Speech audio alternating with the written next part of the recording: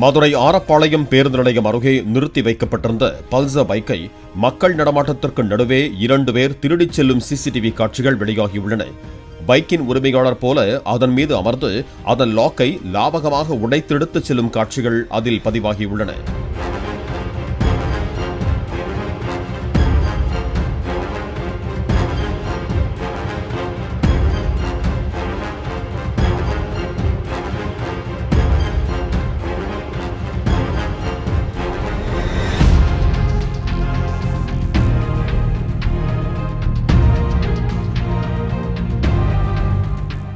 Play store மற்றும் app ஸ்டோரில் இருந்து பாலிமர் செயலியை QR கோடு மூலம் பதிவிறக்கம் செய்யுங்கள். செய்திகளை உடனுக்குடன் பெறுங்கள்.